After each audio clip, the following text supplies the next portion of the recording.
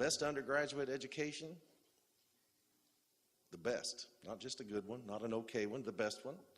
Excellence in scholarship, research, and graduate training.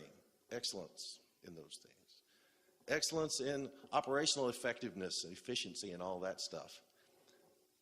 And also engagement with the communities that we're connected with. Now, this particular meeting hits all of those things. Obviously, the research, graduate education, and the funding to support those is dead center. But that is what supports that best undergraduate education. And we all believe this. And we work very effectively together. We're going to try to prove that. But then also the engagement with the North Texas community, the engagements with the state of Texas, with this country. But as we all know, if engagement stops at any one of those levels, we've failed. So it's that engagement with each other and across the globe that is the spirit of this meeting. Now this meeting came about as an intense collaboration led by Rick Nader, who's our Vice Provost for International Affairs, but a collaboration between UNT International with Rick, myself in the Research and Economic Development Office, and then Mark Wardell in the Toulouse Graduate School. So it's that integration between those things, with Rick really spearheading that with an arm in all of those areas, and that intense relationship that we have as leaders of this university that brought all this together for you today. So we're here, Global Research Funding Forum, to maximize our opportunities and build a global research portfolio for our institutions. We have about 200 people involved with this over the course of these 2 days. 35 U.S. universities are represented, more than 20 states. We have senior research administrators, senior international administrators, graduate administrators, as well as faculty, researchers, graduate students, et cetera. And then, as you all know, probably one of the main reasons you decided to come is we have about 30 representatives from international funding agencies in at least 20 countries represented at this meeting. So today we'll have some speakers, we'll have some concurrent sessions this afternoon, lots of opportunity for interaction. We want you to engage in that interaction. And we'll culminate that with yet another interaction event, a reception this evening. And then tomorrow, more participant dialogue, graduate student research exhibition, and an awards luncheon to go along with that. But now it's my distinct pleasure to introduce our opening speaker today. John Carfora is currently Associate Provost for Research, Advancement, and Compliance at Loyola Marymount University in California. Before that, some little stints at minor places you probably never heard of, Dartmouth, Boston College, just little minor places. He has years of international research experience as a professor first and a research scholar, but then as a research administrator and an international consultant. He shares that with all of higher education through his widely read books and articles and through his speaking engagements such as here today. He holds degrees from a number of universities, including London School of Economics, Harvard University, and his doctorate from Teachers College, Columbia University, and is the recipient of several international awards. He co-authored a little book I saw sitting around here somewhere called The Art, and I said art, I said that hard, didn't I? The Art of Funding and Implementing Ideas, a guide to proposal development and project management. Now, I emphasized art because as a painter and sculptor himself, he has sculpted a stellar career with international research collaboration at its very core. Perhaps less creatively titled than The Art of Funding and Implementing Ideas, but hugely important. This little group at the National Academy of Sciences in 2010, the workshop on examining core elements of international research collaboration, John was a co-chair of that group and was instrumental in getting that report together and published. And that is going to be one of the topics of his conversation with you today. So I invite you to welcome to the podium, John Carfora.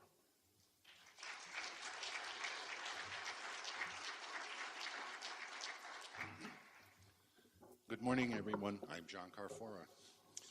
I have a small slide presentation because I'm not a great believer in PowerPoint, and I know death by PowerPoint.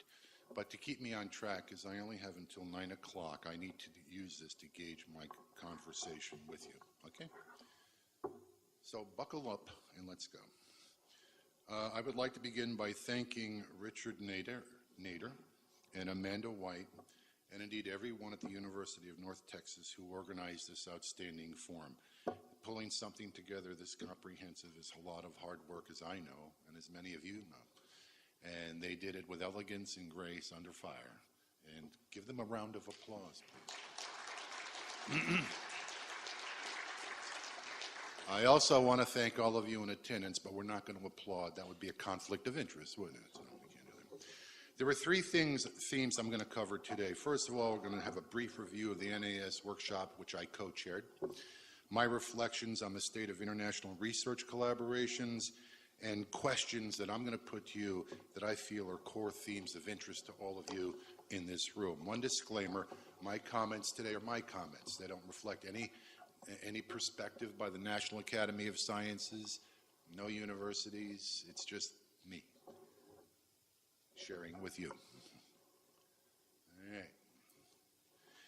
In 2008, the International Group, was formed to examine international research collaborations in a systematic and practical way. I'm going to read so that you can follow the ball with me. The goal was to work with stakeholders to develop a more structured approach to collaborations and to help companies and universities deal with various cultural, administrative, and legal complexities when undertaking them. Okay, that was our charge. That was our job.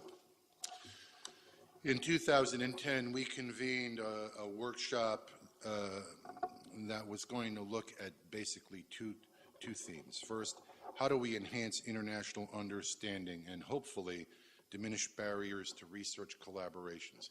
This is a fundamental question that should always be on your mind if you're thinking about international research collaborations.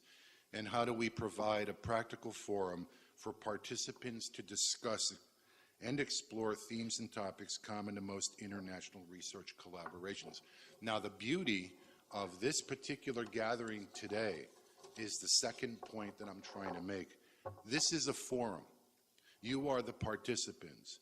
Our job is to explore topics common to most international research collaborations. What I have found in my career in the international domain, which I started in 1978, is that academics like myself, we often convene and we're looking for answers. I'm a researcher by nature, so my natural inclination is to ask questions first and try and answer the questions before seeking the answers. Does that make sense to all of you? And part of our job here for the next 2 days is to have a conversation driven by questions.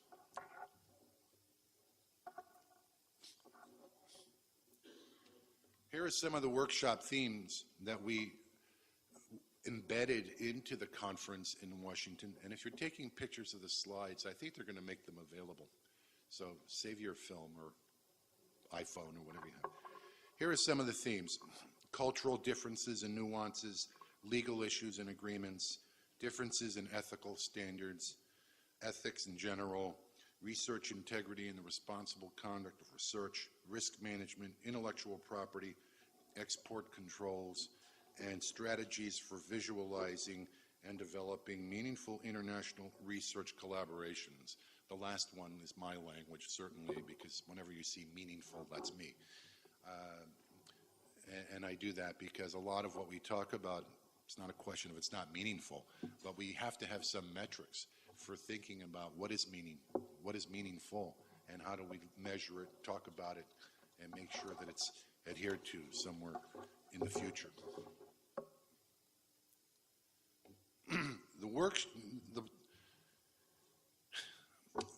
The problem with the report, it's not really a problem, it's just a little characteristic of the report.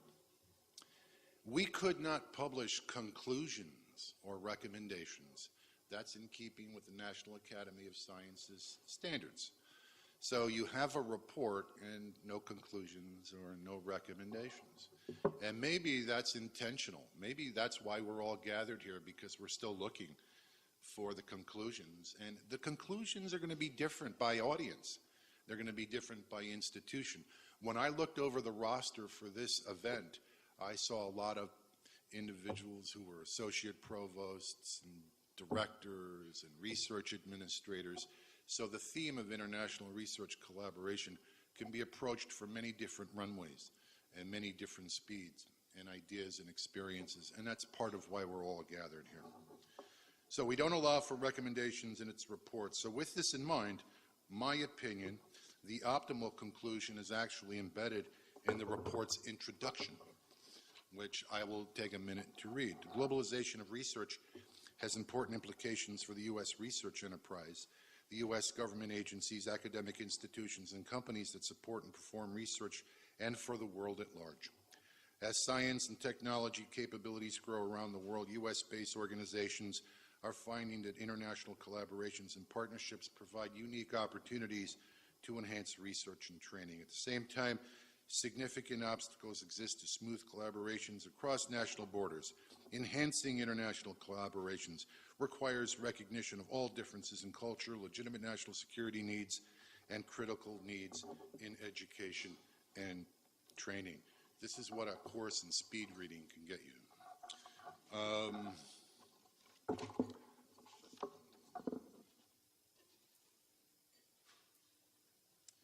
Like I said, I've been involved in international research since 1978, and over the past 30 plus years, I've maintained lots of notes on this topic. I have folders of notes on how to do this, and I'm writing a book on it as well. With this in mind, here are some of the process and procedural questions I have spoken on or written about, and I want to share them with you, and I think many of them are going to be familiar to you. Processes and procedural issues. No matter how we frame all of this, it still comes down to the basic mechanics, does it not? So when I meet with groups like yourselves, what they want to talk about are what are allowable costs? What are contractual and policy-related guidance on economic costing? What about publication rights, ethics and research integrity, technology transfer, and so on? You can see the list. I won't go through it all. But these are very practical questions that people have, and that many of you in this room probably would like to talk about as well. And the list just goes on. Use of independent contractors, taxation and insurance, export controls, and so forth. I could speak on this for 3 days just on these particular topics, but that's not the goal of this morning, obviously, nor the goal of this conference. But to just add some flavor to these as they emerge in the conversation that will come out. I am writing a book on called Leadership, Decision-Making in the Academic Presidency. And as part of my research, I interview a lot of people. And here are some things that I hear. I'm asking them basically to talk about 3 currents in American higher education that are driving the discussion today: adult learning, globalization, and interdisciplinarity. Makes sense to all of you? You've all heard this before. And I'm asking college presidents and provosts and so forth to share their thinking with me on this. So when I asked them about internationalization, here's what some provosts and chancellors have said to me, and I've crafted this question to reflect many answers. What types of pressures will international research collaborations place upon my particular university? For example, will it force us to redirect already scarce resources away from the classroom? Will it force us to redirect resources away from the campus and our community? What should I, as a president or chancellor, expect? And what have other presidents and chancellors done in this particular area that I can learn from, both from an operational perspective, from a political perspective, and from a mission-driven perspective? Sound familiar to all of you? This is all part of the debate. In conversations I have with provosts and vice provosts and chancellors, they say to me, what is the best way to leverage institutional resources, and what incentives work best for encouraging faculty in international research projects? Do you think it's worth all the expense and all the effort? I hear that one a lot. Is it worth the expense, the effort, and so forth? A dean of graduate education recently said to me, I view international collaborations broadly. What practical matters should I be looking for in terms of faculty and student exchanges, in terms of sabbatical leaves? Sabbatical leaves. I think sabbatical is an adjective. I don't really think there's a noun called sabbatic, but that's just me. Transfer credits, launching new study abroad programs, insurance and safety, and overall university liability. You would expect a dean of graduate studies to have a handle on the practical questions of all this. And a director for Office for Research and Sponsored Projects. How many are research administrators here? Anybody here? Yeah, quite a few of you. The number one question I get from that cohort is, I am at a major university, but we are seeing more international research, and we are seeing more international research collaborations. Where can I locate the best practices? And how do you suggest I train my staff? I get that question a lot. How do I train my staff? So that they can better support faculty involvement in international research collaboration. So you see, the president is interested in the more macro level. The research administrator is, how do I get the job done on a day-to-day basis? The dean wants to know about, how do I leverage this and make it work for faculty? Yeah? And the vice chancellor is, how do I move it forward in a university system, if it's public or if it's private, among its competitors and colleagues in that regard. I also speak with corporate executives because I'm an economist, and they're natural people to get ideas from. And one corporate executive said to me recently, our corporation, in this particular case a Fortune 100 firm, maintains extensive pharma research and production operations abroad and in the USA. Pharma meaning pharmaceutical, if you're not familiar. His question to me is, how do we work with your university, or any university for that matter, to pair your faculty with our researchers around specific research initiatives, and how do we then bring faculty and some graduate students to our research and production sites outside the United States so we can develop meaningful long-term international research opportunities and collaborations. Isn't this beautiful? Don't you want all corporate executives to be thinking this way? And when you do hear something like that, my job as an associate provost is to work with them on how to get them matched up with an appropriate university so that this can happen. I'm very much driven by the integration of undergraduates and graduate students as well, because that's the future. Yeah. Many thanks for listening. I was told to be short so that we could move on. I just wanted to set a conceptual framework for you so that the speakers this morning, the panelists, and myself can talk about some broader themes. This is an incredible forum, as I said, with many perspectives and ideas. Please enjoy the conversation, and thanks again to the University of North Texas for its terrific hospitality. So that we can move forward, and I'm 5 minutes ahead of schedule, I will take any questions you have at the end of the discussion with the discussion participants up front, or if you see me out having a cup of coffee, please feel free. John Carfora, thank you very much.